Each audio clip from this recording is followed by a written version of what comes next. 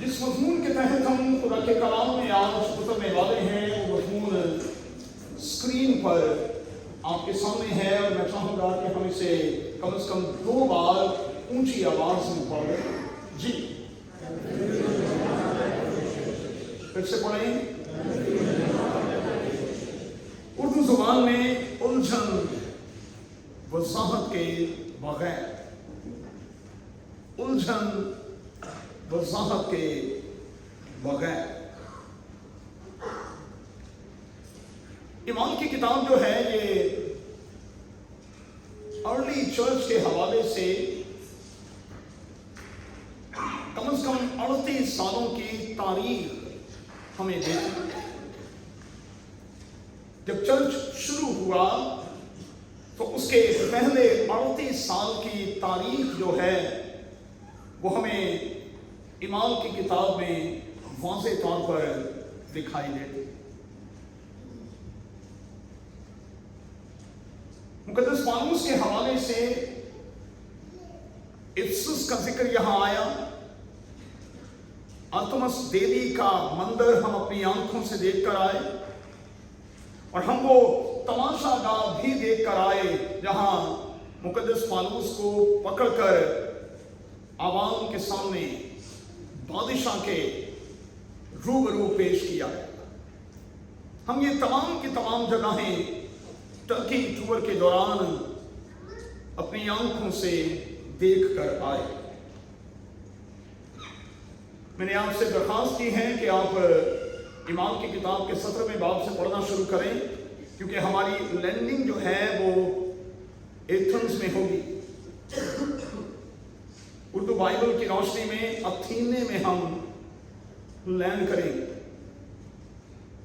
और ईमान की किताब के 17वें बाब में अथीने के लोगों से मुकद्दस पौलुस हमें कलाम करता हुआ वाज़े तौर पर दिखाई देता है। इसीलिए मैंने कहा कि आप ईमान की किताब के 17वें बाब को ज़रूर पढ़िएगा, ताकि अगर आप इस टूर का हिस्सा बनते हैं तो फिर बहुत सी चीज़ें जो हैं वो आप पर खुल जाए। ईमान के हवाले से उलझे रहना और फिर किसी बात को लेकर क्लियर ना होना, ये इंतहाई खतरनाक हालत है। ईमान और अकीदे को लेकर किसी भी उलझन में रहना, कंफ्यूजन का शिकार रहना और क्लियर ना होना, ये इंतहाई डेंजरस बात है। और इसी की वजह से फिर लोग जो हैं वो अपने दीन से, अपने मजहब से दूर हो जाते हैं और फिर वो दीगर मज़ाहब के रंग में रंगना शुरू कर देते हैं। इसलिए हमें थियोलॉजिकली और डॉक्ट्रिन्स के तौर पर बहुत ज्यादा मजबूत होने की जरूरत है। अब मैं 2 सवालों के साथ आपको अपने साथ लिए हुए खुदा के कलाम के इस हिस्से में उतरना चाहता हूं। आज के लिए पहला सवाल, क्या मैं और आप एक कंफ्यूज्ड शख्स के तौर पर तो नहीं? हमारे इर्द गिर्द यकीनी तौर पर ऐसे लोग हमें दिखाई देते हैं जो कंफ्यूज्ड हैं, खुद को लेकर कंफ्यूज, अपने रिश्ते को लेकर कंफ्यूज, अपने रब खुदावन को लेकर कंफ्यूज, बाइबल मुकद्दस की सदाकतों को लेकर कंफ्यूज और फिर अपने रिश्तों को लेकर कंफ्यूज। ये कंफ्यूजन कब तक? हम कब तक इस उलझन में जकड़े रहेंगे और कब सुलझन होगी और कैसे होगी? हम कब तक कंफ्यूजन का शिकार रहे, कंफ्यूज रहे, उलझे रहे? जबकि इब्रानियों के खत में लिखा है कि हमें ईमान की दौड़ में दौड़ते हुए ہر اس الجھن کو اپنے آپ سے دور کرنا ہے جو ہمیں کسی بھی طور پر الجھائے ہوئے ہے، کیونکہ الجھا ہوا شخص جو ہے وہ زندگی کی کسی بھی دوڑ میں کبھی کامیاب اور کامران ہو نہیں سکتا۔ مجھے نہیں پتا کہ آپ ایتھلیٹکس کے مقابلے دیکھتے ہیں کہ نہیں۔ ہم ایتھن میں جائیں گے، اتھینے میں جائیں گے تو وہاں ہم یہ دیکھیں گے جہاں سے فرسٹ اولمپک کا آغاز ہوا۔ ہم اس جگہ کو خدا نے کیا تو اپنی آنکھوں سے دیکھیں گے، کیونکہ یہ وہاں کی فیمس جگہوں میں سے ایک ہے۔ اسپورٹس کا آغاز یونان ہی سے ہوا، اور ایک بات نوٹ کر لیں، آپ نے لاکھوں لاکھ کنٹریاں دیکھی ہوں گی، لیکن یونان کو یہ شرف حاصل ہے کہ اس کا شمار دنیا کی انتہائی قدیم ترین کنٹریز میں ہوتا ہے۔ اگر آپ غور کریں گے تو اس کے 282 بڑے شہر ہیں۔ یونان بہت بڑا ہے بھائی۔ ایتھنز جو ہے یہ اس کنٹری کا سب سے لارجسٹ شہر ہے، اور کرنتھس جو ہے اگر آپ گوگل کریں گے تو یہ آج بھی اس کنٹری کا سیکنڈ لارجسٹ شہر ہے، جس کی یادگاریں آج بھی وہاں پر موجود ہیں۔ ایتھلیٹس کو کبھی آپ نے دیکھا ہے؟ جب وہ دوڑتے ہیں تو اپنے آپ کو بالکل ہلکا پھلکا کیے ہوئے ہوتے ہیں۔ جو شوز وہ استعمال کرتے ہیں، جو کٹ وہ استعمال کرتے ہیں، وہ انتہائی ہلکی ہوتی ہے، تاکہ دوڑنے میں انہیں کسی قسم کی پرابلم نہ ہو۔ وہ کوئی چیز، کوئی وزن اٹھا کر پھر ٹھیک طور پر دوڑ نہیں پاتے۔ میں اور آپ مسیحی زندگی میں الجھنوں کا شکار ہو کر بھلا ایمان کی دوڑ کو کامیابی کے ساتھ کیسے دوڑ سکتے ہیں بھائی؟ ایک الجھا ہوا شخص جو ہے وہ اسپرچولی کس لیول پر ہو سکتا ہے؟ کبھی آپ نے سیکھا، کبھی آپ نے دیکھا، کبھی آپ نے غور کیا؟ آپ تو الجھے ہوئے ہیں۔ ریلیکس ہونا بڑا ضروری ہے، اور اسی لیے میرے یسوع نے کہا کہ اپنے سارے بوجھ لے کر میرے پاس آ جاؤ، مجھے دے دو وہ بوجھ، کیونکہ بوجھ کے ساتھ تم ایمان کے سفر میں ٹھیک طور پر دوڑ نہیں سکتے، اور اگر دوڑو گے بھی تو کامیاب ہو نہیں سکتے۔ تو پھر پہلا سوال یہ تھا کہ میں اور آپ کنفیوز تو نہیں؟ اور اگر ایسا ہے تو پھر آج خداوند سے کہہ کر جائیں کہ خداوند تو اپنے کلام کے ذریعے سے میری ساری کنفیوژن کو دور کر، مجھے الجھنوں سے پاک اور صاف کر۔ دوسری بات، آج کا دوسرا سوال، میں اور آپ اپنی ذات کو لے کر، اپنے آپ کو لے کر کتنے کلیئر ہیں؟ میں اور آپ اپنے ساتھی کو لے کر، میں اور آپ اپنی اولاد کو لے کر، میں اور آپ اپنے والدین کو لے کر، اور میں اور آپ اپنے بہن بھائیوں کو لے کر، میں اور آپ اپنے چرچ کو لے کر، میں اور آپ اپنے پاسبان کو لے کر کتنے کلیئر ہیں؟ کلیئر ہونا بڑا ضروری ہے۔ جب تک آپ کلیئر ہی نہیں، آپ مطمئن ہی نہیں، سیٹسفیکشن کا شکار ہی نہیں، آپ برکت کو کیسے ریسیو کر سکتے ہیں؟ تو پھر بڑا ضروری ہے کہ آج کے اس پیغام کو سنتے ہوئے، اس پر غور کرتے ہوئے خداوند سے دو باتوں کی درخواست کریں۔ پہلی بات، اے خدا، میں مزید کنفیوز رہنا نہیں چاہتا، مجھے میری کنفیوژن سے باہر لا۔ اور دوسری درخواست، اے خدا میں واقعی آج کلیئر ہونا چاہتی ہوں، میں کلیئر ہونا چاہتا ہوں، میں کلیئر ہو کر تیرے گھر سے جانا چاہتا ہوں، میں خام خواہ کی الجھن، خام خواہ کے بوجھ کو لے کر اب مزید برداشت نہیں کر سکتا۔ اب آئیے آگے بڑھیں۔ سلیمان بن داؤد جو ہے وہ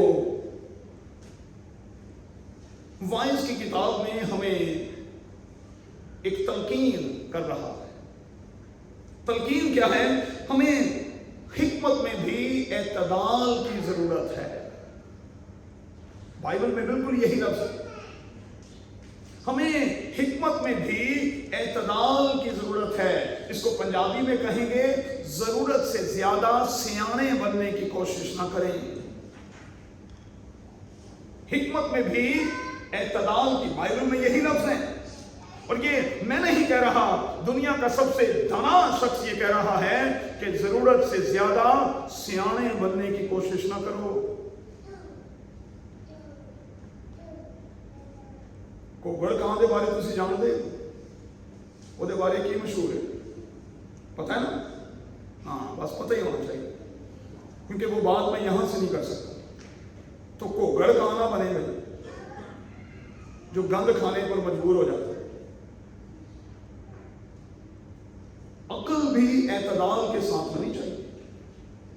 پی ایچ ڈی پھرا ہوا دماغ،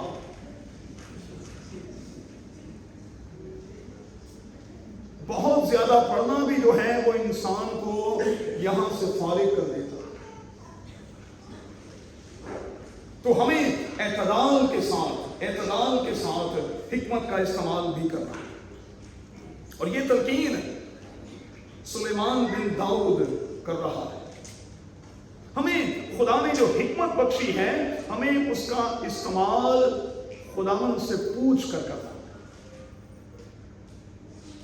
اور جب ہماری مرضی خدا کی مرضی کے ساتھ میچ ہو جاتی ہے، میچ ہونا شروع ہو جاتی ہے، تو پھر نوٹ کر لیں، ہمارے کام بننا اور پھر بننا اور پھر بننا شروع ہو جاتا ہے۔ کئی بار معذرت کے ساتھ کہوں گا، لوگوں کو پتہ ہی نہیں ہوتا کہ انہوں نے کیا کرنا، اور ان سے پوچھا جائے کہ آپ یہ کیوں کر رہے ہیں، وہ کہتے ہیں مجھے فلاں نے کہا۔ کچھ سے پوچھیں کہ آپ یہ کام کیوں کر رہے ہیں، پادری صاحب اس لیے کہ میرے خاندان میں فلاں نے بھی یہ کیا تھا، فلاں نے بھی یہ کیا تھا۔ ارے بھائی، اس کی سٹوری مختلف ہے۔ میں نے آپ کو آلٹر سے کئی بار ان دنوں میں سکھایا، آپ کی سٹوری اور آپ کے خاندان میں موجود لوگوں کی سٹوری بالکل مختلف ہے بھائی۔ ضروری نہیں ہے کہ آپ خاندان کے سارے لوگوں کو ایک ہی پیمانے سے ناپنا شروع کر دیں۔ سب ایک جیسے نہیں ہو سکتے بھائی، کبھی بھی نہیں ہوں گے۔ ایک ماں کے وطن سے پیدا ہونے والے بھی مختلف ہوتے ہیں، اور یہ میں نہیں کہہ رہا، بائبل مقدس بتاتا ہے۔ یعقوب اور عیساؤ ایک جیسے تھے، یوسف اور اس کے بھائی ایک جیسے تھے، مقدسہ مریم کے بطن سے پیدا ہونے والے بچے یسوع کے جیسے تھے۔ دسو نا، لوگ مختلف ہوتے ہیں، اور ہمیں انہیں مختلف کے طور پر ایکسپٹ بھی کرنا ہے اور مختلف کے طور پر ان کے ساتھ بھی چلنا ہے۔ یہ کہنا چھوڑ دیں کہ فلاں کے ساتھ ہماری ویو لینتھ نہیں ملتی، فریکوینسی نہیں ملتی۔ بھائی کیوں ملے؟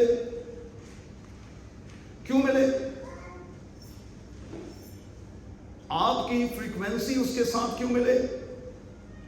اس کو خدا نے الگ شخص کے طور پر بنایا ہے، آپ کو الگ شخص کے طور پر بنایا ہے۔ اس کی شخصیت فرق ہے، آپ کی فرق ہے۔ آپ اپنی شخصیت اس پر کیوں تھوپنا چاہتے ہیں؟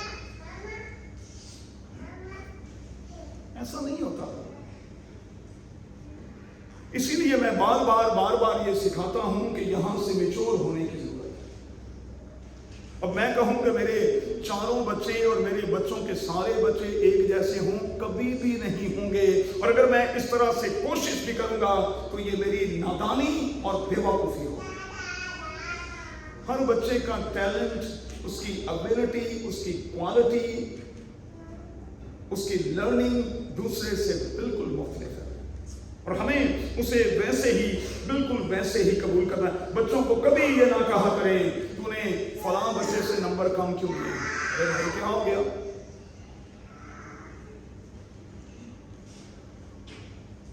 क्यों आप इस तरह से बच्चों को डांटते हैं और प्रेशराइज करते हैं कि उनके नंबर फलां बच्चे के जैसे, फलां बच्चे के जैसे होना चाहिए। मैं तो हमेशा ये कहता हूं दिल बड़ा किया करें और सिर्फ ये कहा करें मेरा बच्चा पास हुआ है और क्लास के सारे बच्चों के साथ पास। मुझे थोड़ी सी तकलीफ होती है जब वालिदैन ये कहते हैं हमारे बच्चे ने 100 में से 100 लिए। अच्छा भाई की हो गया लेने, अगर बाकी क्लास के बच्चे उसके साथ फेल हो गए तो वो कामयाब बच्चा भी मेरी नजर में फेल है, क्योंकि वो अपने साथ के बच्चों को अपने साथ मिलाकर चल नहीं सका। हमें कामयाब किसके लिए होना है? मुझे कामयाब अपने लिए नहीं होना भाई, मुझे कामयाब दूसरों के लिए होना है, दूसरों के लिए जिनके साथ हम स्पिरिचुअली और जिनके साथ हम दुनियावी तौर पर जुड़े हुए हैं, हमें उन सब के लिए कामयाब। मैं अकेला कामयाब हूंगा तो मेरे लिए तालियां कौन बजाएगा? जा जंगल से टुट जा, उत्थे जाके कामयाब हो तो बांदरां नूं कहते रही तालियां मारो, इंसान तो नहीं मारेंगे। इंसानों के बीच में रहकर हमें इंसानों को साथ लेकर कामयाब होना है और उनकी कामयाबी को अपनी कामयाबी और अपनी कामयाबी को असल में उनकी कामयाबी करार देना है। ये बाइबल मुकद्दस का कॉन्सेप्ट है, ये बाइबल मुकद्दस की तालीम। कई बार लोग लकीर के फकीर होते, पता ही नहीं क्या कर रहे, जिस तरफ लगाया उसी तरफ चल निकले। इन्हों पंजाबी च कहते ने लाई लग होना, जेड़े पासे लाई उसे पासे लग गई, जेड़े पासे टुरिया उसे पासे टुर गई। अब आइए जरा मैं बाइबल में से इस बात को साबित करता हूं। मेरे साथ देखें यूहन्ना का अंजीली बयान उसका 21वां बाब। 2-3 खानदानों में अभी रिसेंटली इन दिनों में ईद की छुट्टियों में हमने इस बयान पर गौर कर रखा। इन बातों के बाद यीशु ने फिर अपने आप को तिबिरियास की झील के किनारे शागिर्दों पर जाहिर किया और इस तरह जाहिर किया। शमौन पतरस और तोमा जो तवाम कहलाता है और नतनेल जो काना गलील का था, जबदी के बेटे और उसके शागिर्दों में से 2 और शख्स जमा थे। शमौन पतरस ने उनसे कहा मैं मछली के शिकार को जाता हूं। उन्होंने उससे कहा हम भी तेरे साथ चलते हैं, लाई लग। अब सारी रात अगली आयत में ये 7 लोग हैं, बाय प्रोफेशन ये मछेरे हैं, मछली का कारोबार करते हैं, कुंडी के साथ नहीं जाल के साथ मछली पकड़ते हैं। लेकिन 7 के 7 लोग नाकाम हुए। ये नाकाम क्यों हुए हैं? नाकाम इसलिए हुए हैं क्योंकि खुदावंद यीशु मसीह ने जब इन 7 को कॉल किया तो कहा अब से तुमने मछलियां नहीं, तुमने बंदे पकड़ने हैं। जब ये बंदे पकड़ते पकड़ते फिर मछलियां पकड़ने चले गए, इसलिए ये सारी रात नाकाम हुए। खुदावंद की हुक्मतुली करेंगे। खुदावंद आपको कुछ और बनाना चाहता है, आप कुछ और बनना चाहते हैं, आप लाई लग बने हुए। ओ भाई पूछ तो नहीं खुदावंद ये मेरा फील्ड भी है कि नहीं, मैं ये काम करूंगी कि नहीं। पतरस ने कहा मैं मछली के शिकार को जाता हूं, हम भी तेरे साथ चलते हैं। चलो भाई, सारी रात मेहनत की, सारी रात एक मछली नहीं पकड़ी, एक नहीं पकड़ी। اور جب خداوند یسوع مسیح کے ساتھ ان کا تیسری بار انکاؤنٹر ہوا، لکھا ہے اسی حوالے میں یہ تیسری بار خداوند یسوع مسیح مردوں میں سے جی اٹھنے کے بعد ان پر ظاہر ہوا۔ اس انکاؤنٹر کے بعد خداوند یسوع مسیح نے جب ان کو احساس دلایا کہ مجھ سے جدا ہو کر میں نے تم سے کہا تھا تم کچھ نہیں کر سکتے، تم ناکام ہوئے ہو، اب داہنے ڈالو تو پکڑو گے۔ لکھا ہے وہ کنارے سے تخمیناً 200 ہاتھ کے فاصلے پر تھے۔ 200 ہاتھ کا مطلب ہے یہاں سے لے کر یہاں تک ہاتھ مانا جاتا ہے، مطلب یہاں سے لے کر وہ دروازے تک، اتنا کنارے پر بالکل تھے۔ بڑی مچھلیاں بڑے پانی میں ہوتی ہیں، ڈیپ واٹر میں ہوتی ہیں، مچھلیاں رات کو پانی کے اوپر آتی ہیں۔ یہ نوٹ کیجئے گا، یہ جتنے بھی مچھیرے ہیں جا کر آپ کسی بیچ پر دیکھ لیں، وہ شام میں جال ڈالتے ہیں کیونکہ مچھلیاں ہمیشہ رات کو پکڑی جاتی ہیں، دن کو نہیں۔ دن کو بڑی مچھلیاں پانی کے نیچے اور رات کو اوپر آتی ہیں، لیکن یہ صبح کا ٹائم، میرے یسوع نے کہا جال ڈالو، انہوں نے جال ڈالا اور لکھا ہے کہ پھر وہ جال کو کھینچ نہ پائے۔ اتنی مچھلیاں کہ سنبھالنا پڑا۔ ارے بھائی خدا کی مان کر چلے، لائی لگ نہ بنے، جس نے جس طرف لگایا اسی طرف لگ گئے۔ چھوڑ دیں یہ حرکت، میچورٹی ضروری ہے، عقل کے فیصلے ضروری ہے، دل کے نہیں۔ کیا ہمیں کس وقت میں کرنا ہے، کیا ہمیں نہیں کرنا۔ میں نے ہمیشہ آپ کو آلٹر سے یہ سکھایا، اگر زندگی میں بچوں کامیاب ہونا ہے تو میں نے اپنی زندگی میں یہ سیکھا ہے، یس کے ساتھ ساتھ نو کہنا بھی شروع کریں، نو کہنا شروع کریں، پھر آپ حقیقی معنوں میں کامیاب ہوں گے۔ یس مین یس وومن نہ بنے بھائی، خدا کے لیے آپ فوجی ہیں بھائی، ہر بات میں یس، ہر بات میں یس، ہر بات میں ایک ہی طرح پیار ہے، کبھی کبھی نو بھی ہونی چاہیے۔ چلیں آگے بڑھتے ہیں۔ اب آج کے حوالے میں ذرا دیکھیں دمیتریوس نے کیا کیا، اور کتنی بار آج ہماری اپنی کنٹری میں، ہمارے چرچز میں، ہماری کمیونٹی میں دمیتریوس جیسے لوگ ہمیں دکھائی نہیں دیتے۔ اس نے کیا کیا؟ اس نے لوگوں کو اکٹھا کیا اور کہا کہ دیکھو یہ شخص یعنی پالوس جو ہے وہ ہمارا کاروبار خراب کر رہا ہے۔ اس نے لوگوں کو کہا یہ ہمارے بزنس میں ہمارے لیے خطرہ بن رہا ہے۔ اس نے لوگوں کو کہا، بائبل میں یہی لفظ ہیں، یہ ہماری آسودگی پر ضرب لگا رہا ہے۔ اس نے کہا اس سے ہمارا پیشہ بے قدر ہو جائے گا اور ہم بالکل فضول ہو جائیں گے، کیونکہ یہی وہ شخص ہے جو ہمیشہ یہ کہتا ہے کہ تمہارا خدا جو ہے کچھ نہیں، میرا خدا تمہارے خداؤں سے کہیں بڑا ہے۔ اس نے بہت سے لوگوں کو قائل بھی کر لیا ہے۔ اس نے کرنتھس میں ایسا کیا، ابھی آپ نے پڑھا۔ اس نے افسیوں کی کلیسیا، افسس کی کلیسیا میں ایسا کیا، اور بہت سے لوگوں کو اس نے قائل کیا ہے۔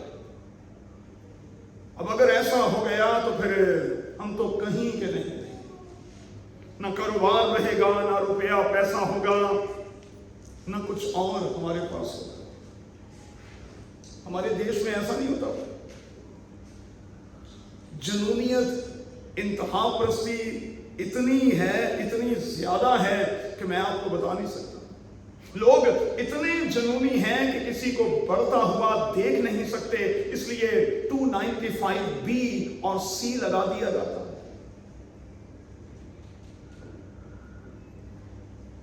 گجرانوالہ میں اس ہفتے کے دوران کیا ہوا آپ کو نہیں پتا؟ پادری آصف کے ساتھ کیا ہوا؟ گجر خان میں کیا ہوا؟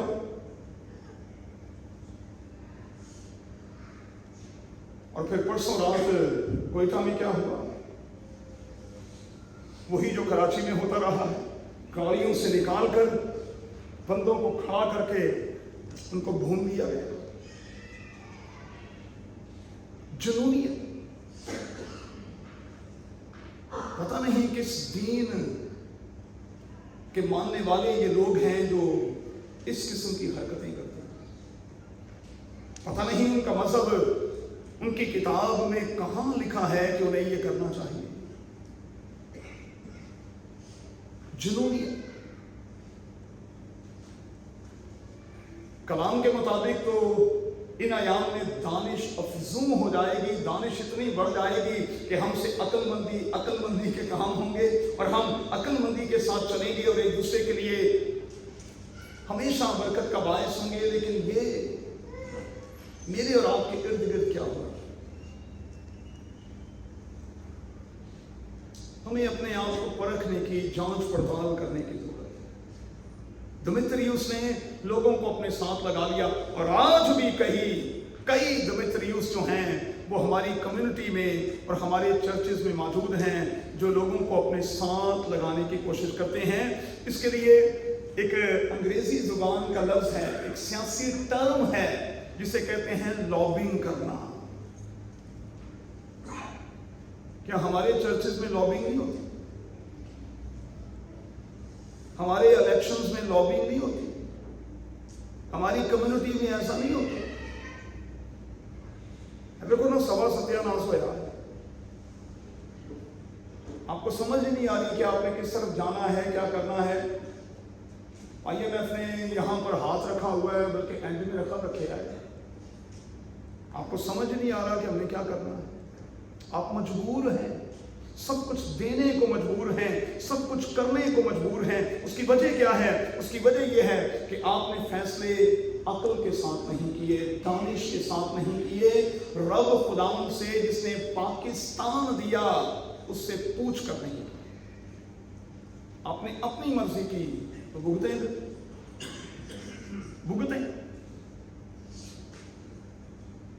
क्यों लोग मुझे और आपको इस्तेमाल कर लेते हैं भाई, और मैं और आप क्यों इस्तेमाल हो जाते हैं?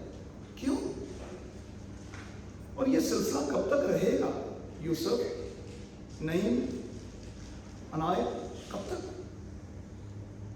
तक लोग हमें इस्तेमाल, हम रबड़ स्टैम्प हैं कि जिन्हें मर्जी चुकिया तो ला लिया, जिन्हें मर्जी चुकिया तो ला। अरे भाई, हमारी अपनी अकल नहीं है कोई? हमें खुदा ने हिकमत नहीं दी? लेकिन आज भी दुनिया जो है कंफ्यूजन का शिकार है। लोग क्लियर ही नहीं है। अब चूंकि वो कंफ्यूज हैं, उलझे हुए हैं और क्लियर है नहीं, इसलिए जो उन्हें जिस तरफ चाहता है, जैसे चाहता है, इस्तेमाल कर लेते हैं।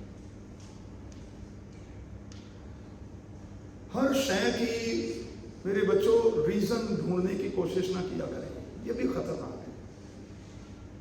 हर चीज की रीजन नहीं ढूंढा करते। आप रीजनों के चक्कर में पड़ेंगे, आप उलझ जाएंगे, अपनों से दूर हो जाएंगे।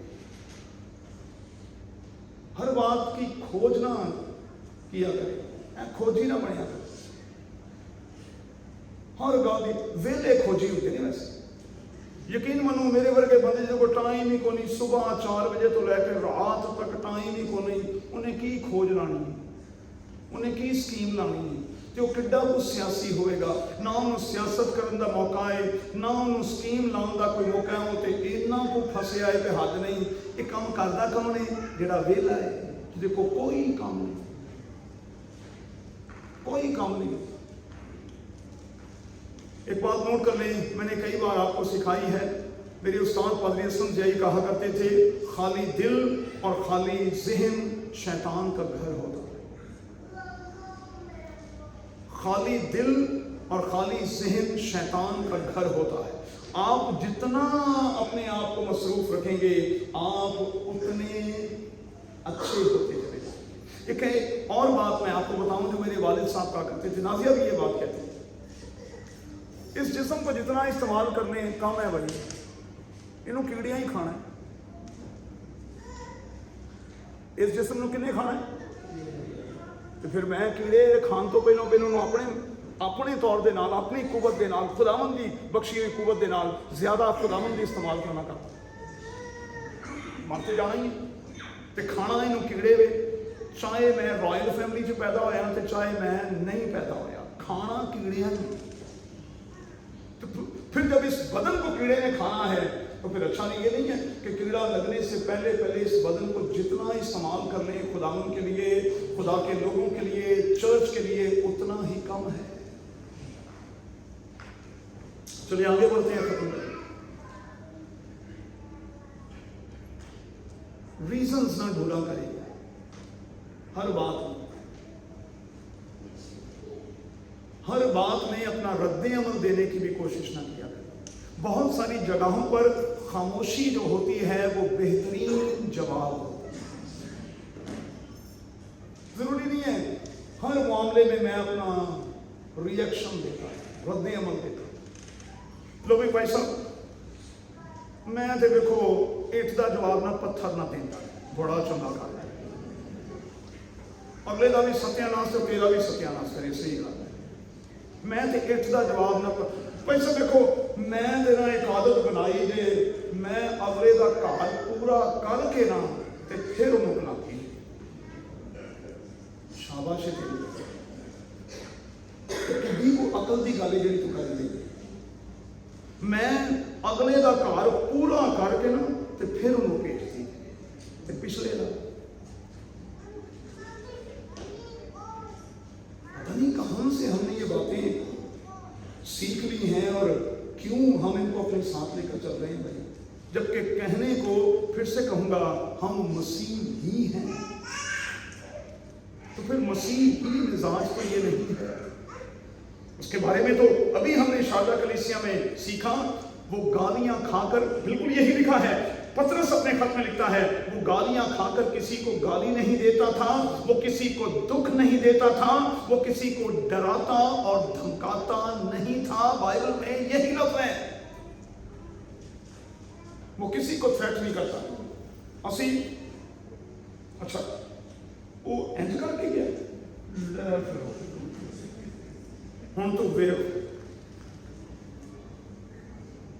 یہ کدھر کا مزاج ہے یہ کس قسم کا رویہ ہے یہ کس قسم کی کرسچینٹی ہے جسے ہم دنیا کے سامنے پیش کرتے ہیں. وہ تو اپنے بال کترنے والوں کے سامنے بھی خاموش رہا اور اس نے زبان نہ کھولی اور اس نے تو ہمیں یہ تعلیم دی کہ اگر کوئی تیرے ایک گال پر تماچا مارے تو دوسرا بھی اس کی طرف پھیر دے. اس نے تو ہمیں یہ تعلیم دی کہ بدلہ لینا میرا کام ہے مجھ پر چھوڑ دو تم نے کیا بدلہ لینا ہے. لو میں پورا کار کر دی میں پورا کر کے پیش کر. ارے آپ نہیں کر سکتے. جب آپ یوں کر کے اپنے معاملے کو خداوند کے ہاتھوں میں دے دیتے ہیں تو پھر میرے یسوع نے یہ بات کہی ہے کلام میں یہ بات لکھی ہے کہ میں تمہارے دشمنوں کے سر پر انگاروں کی انگیٹھی رکھ دوں. مطلب کہ یہ نہ جلن جوگا تھے نہ سڑن جوگا تھے نہ مرن جوگا. اتنا دکھ اتنی تک آپ صبر تو کر لیں گے. یہ عدلے کا بدلہ یہ مسیحی روح نہیں ہے بھائی. یہ شریعت کی تعلیم ہو سکتی ہے یہ موسمی شریعت ہو سکتی ہے یہ میرے یسوع کی شریعت نہیں ہے. اور ہمیں یسوع کی شریعت جو ہے وہ اس بات کی قطعاً اجازت نہیں ہے. عدلے کا بدلہ نہیں ہونا چاہیے. معاف کریں کہا کہ معاف کرو گے تو تم معاف کیے جاؤ گے. کیوں؟ کیونکہ بائبل کے خدا نے ہمیں دہشت کی روح نہیں بلکہ تربیت کی روح دی ہے. اور تربیت یہ سکھاتی ہے کہ ہم درگزر کریں معاف کریں اور ایک دوسرے پر رحم اور ترس کھائیں. مجھے سمجھ آ رہی ہے آپ تھوڑے سنجیدہ ہو گئے اس بات کو لے کر تھوڑے پریشان بھی ہو گئے. یہ چیزیں انسانی طور پر افرائن مشکل ہیں بیٹیا میں مانتا ہوں لیکن ناممکن تو نہیں ہے. ناممکن اس لیے شارون نہیں کیونکہ اس عظیم کتاب میں سے آواز आवाज गूंज रही है कि मैं अपने ताकत बख्शने वाले खुदावंद यीशु मसीह में सब कुछ कर सकता हूं। जो इंसानी तौर पर हम कहते हैं कि नहीं भाई सब इंसानों से ये हो सकता, ये अजीम किताब कहती है कि वो भी इंसान कर सकते हैं, कर सकते हैं। तो फिर याद रखें कि हमें खुदा ने दहशत की रूह नहीं, सत्यानाश करने वाली रूह नहीं, मारपीट करने वाली रूह नहीं, बल्कि मुआफ करने वाली और दरगुजर करने वाली रूह बख्शी। तो फिर आइए आज 3 काम करके यहां से उठे। पहला काम, अपनी सारी कंफ्यूजन को यहां डालकर जाए, मत उलझे। ये उलझन बहुत बुरी होती है, ये आपको कहीं का नहीं छोड़ता। दूसरी बात, क्लियर होकर जाए यहां से, खुदा के मज़बे से क्लियर होकर जाए और कहें कि खुदावंद आज मैं भी क्लियर और मैं अपनों को भी क्लियर करता हूं। इसमें कोई पैसे नहीं लगते, कुछ नहीं लगता, कुव्वत भी नहीं लगती। आप एक दूसरे के हवाले से अपने आप को भी और दूसरों को क्लियर करते हैं। तीसरी और आखिरी बात,